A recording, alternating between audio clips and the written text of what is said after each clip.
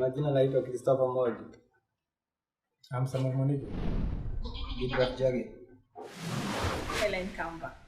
Welcome to Shamba Dairy. I'm the general manager of this farm. And basically what we do in this farm, we do dairy goods. We have 3 types of goats in this farm. We have Alpines, we have Sanen, and we have Toggenburg. Dairy goods have many advantages, especially like the droppings we are using them for biogas. We are harvesting the droppings, we are harvesting the urine, and it's giving us biogas, and it has helped us to cut down the cost of production. With the biogas, we are able to cook with it, we are able to do lighting, and we are able to do heating with it. The other thing, the advantages of goat milk, the goats, when it comes to milk, it's actually whole milk. It is beneficial. The nutritional wise, it's very good. It is very good for people with health issues. Basically, the challenges that we have, the most challenge I would say we have is vet services. Most veterinarians sometimes they don't understand the problems of the goats, and that has been a challenge for a long time. So most of the times you have to go on and look for information about a disease that a goat is suffering. And most of the other challenges is the feeds, because the feeds we have to go all the way from Kangema to Naivasha. Kindly let me take you through our farm. This is, as I had said earlier, that we have the Alpine. This is German Alpine. She's called Camilla. In production, she produces 4 liters a day. The good thing with Alpines, they are handy and they are resistant. That is why we have them in the farm. The other animal we have is Sanen. They are basically white in color. They are also very good in production, but they have their challenges. They are very vulnerable, and in terms of production, they are very good in production. But again, it's a very sensitive goat, so you have to keep it in all best conditions you can afford. The other goats we talked about is it's a Toggenburg. Toggenburg, we have the small kid in the other cubicle, but in this cubicle we don't have. But oh, sorry, I have one here.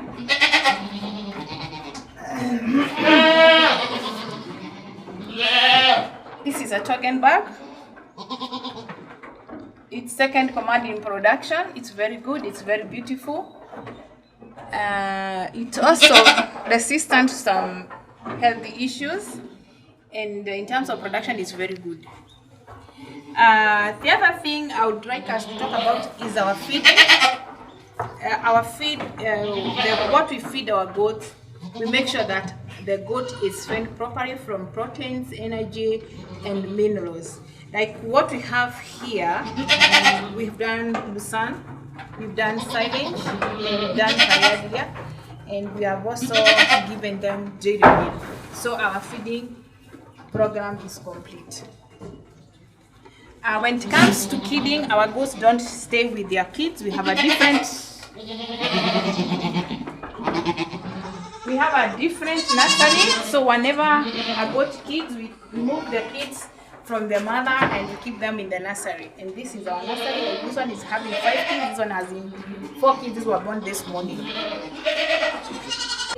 When you're dealing with goats, there are those important things that you must have. One, we have this feeder. This feeder can feed 5 kids at a go. Like I said earlier, we don't mix our kids with the mother. So once we remove, you need something to feed the kid, and we use this feeder, which can feed about 5 kids at a go. Then we have this material is very important.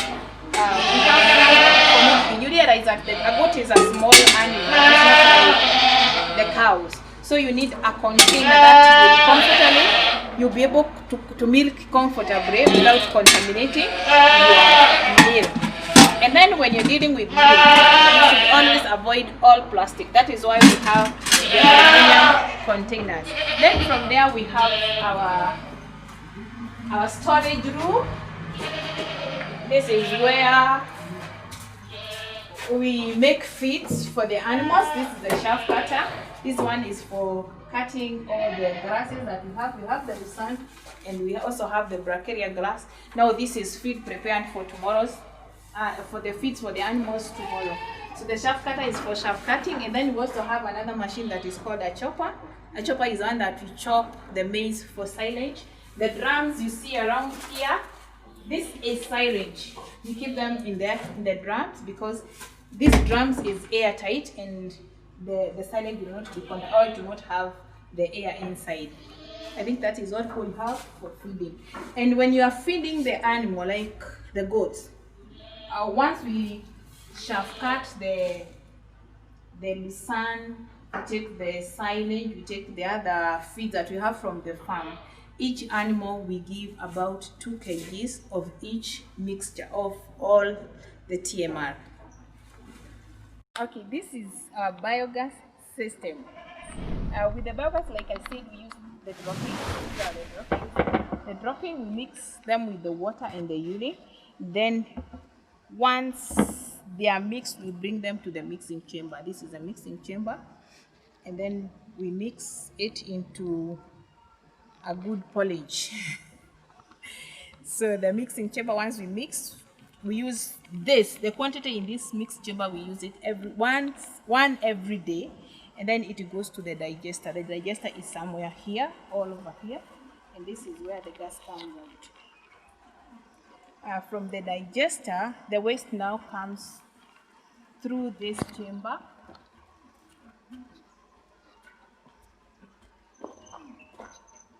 And then it overflows. The sludge overflows.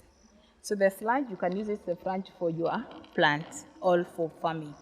And it's a very good manure.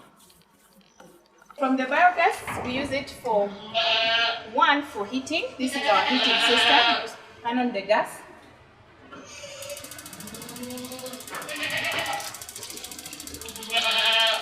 And the water is hot.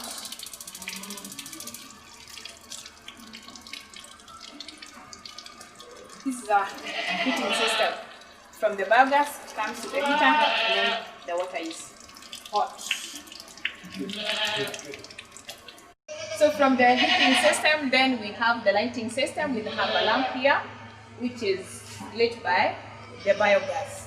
In number 3, we use the biogas for cooking. You can see it has a very good lighting. Is it lighting or heating system? From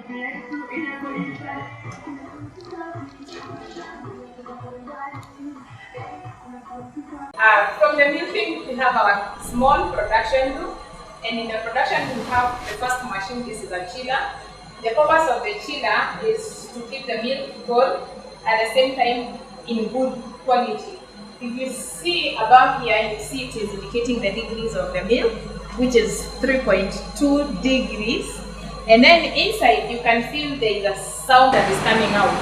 If there is an agitator that stirs the milk after every 3 months, after every 3 minutes.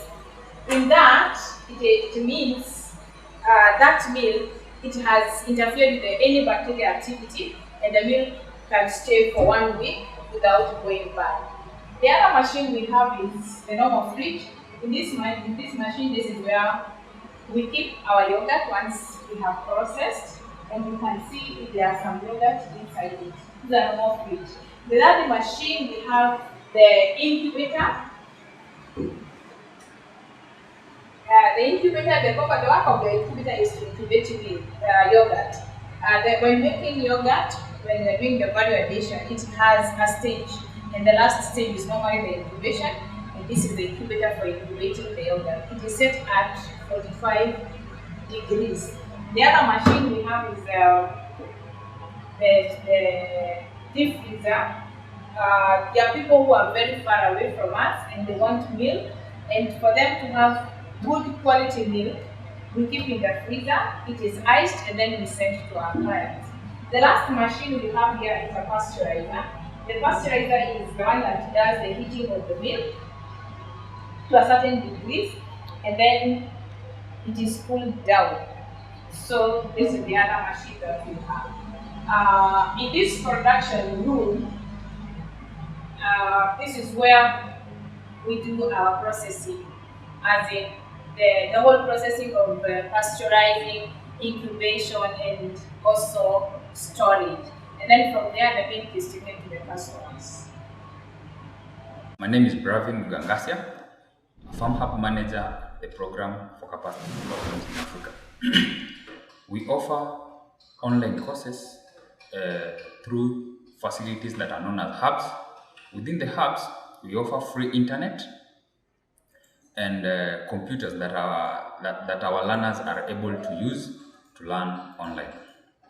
This year, we were lucky to get into an agreement with the Commonwealth of Learning Canada, where they helped us get free subscriptions of 4,500 online courses on the Coursera and Udemy platform, and we've been successful to register more than 3,000 students within Kenya who have taken and benefited from the courses.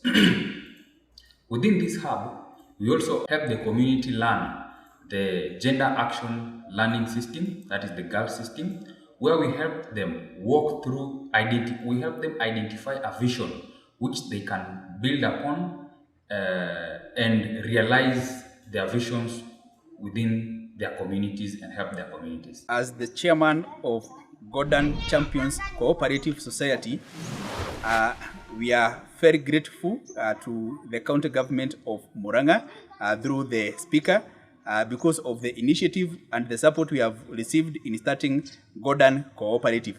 Gordon Cooperative is an agribusiness cooperative which attracts all the farmers from Muranga County to be members, and anyone within Muranga County is eligible to join the cooperative so that we can move together.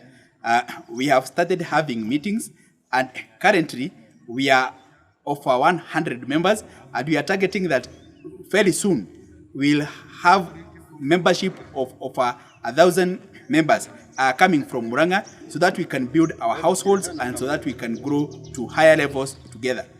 And after joining, we have already started giving membership numbers. So if you are within Muranga County, ensure that you are among the members so that we can change our Muranga through agribusiness as we move together. Now, for one to be a member of Gordon Champions Agribusiness Marketing Cooperative Society Limited, you have to undergo through the training of girls. And girls stands for Gender Action Learning System. And after going through that training of girls, you are able to come together right from your family and support each other. There is cohesiveness between the husband, the wife, and the children, and you grow together. And if there is any agriculture activity that we are carrying out as a household, you do it together and you support each other. Then when you come into the cooperative, you are supported by the cooperative, and you can be able to go to greater heights together. And we are bringing in all the members of different households so that we can change our society together. So come and take the training of girls, learn more about vision, learn more about how you can achieve your vision, and together we are going to transform our families. Yeah, allow me to introduce to you Duncan Murray. Murray supports agriculture, he's a farmer, and he has a lot of interest in the agricultural space.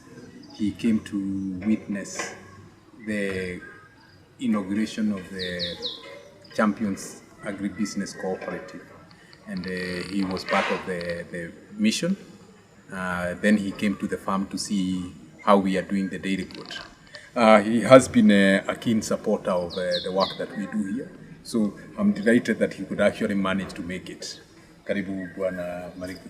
Thank you, Bwana Kingai Daktari. He has been a good friend, and it's good to come to the village and see how, especially young people, are developing interest in agribusiness.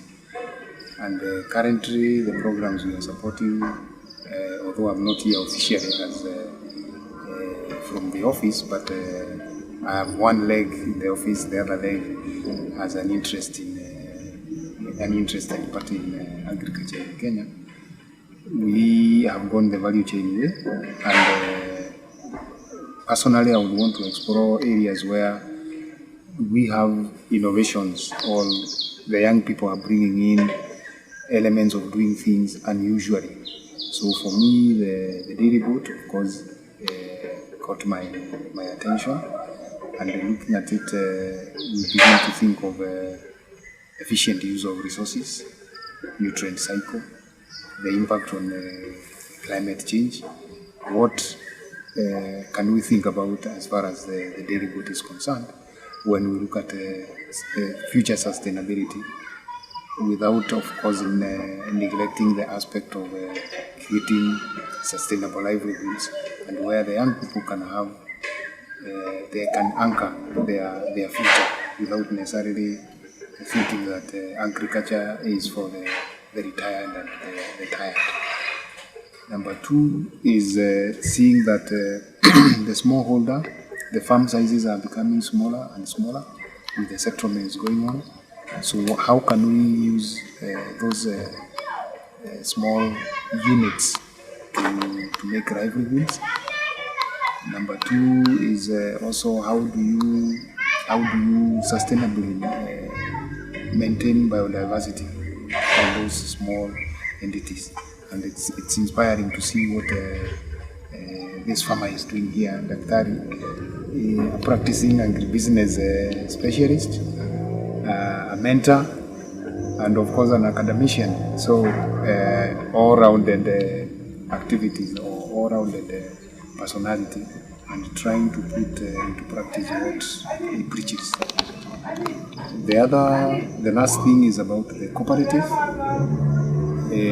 Young people getting together and being part of bigger grouping in the village, and to see how you can create synergies, how you can create economic entities which can serve you at the village level and make you or propel you to attain your ambitions and what you really desire to do within the agriculture space.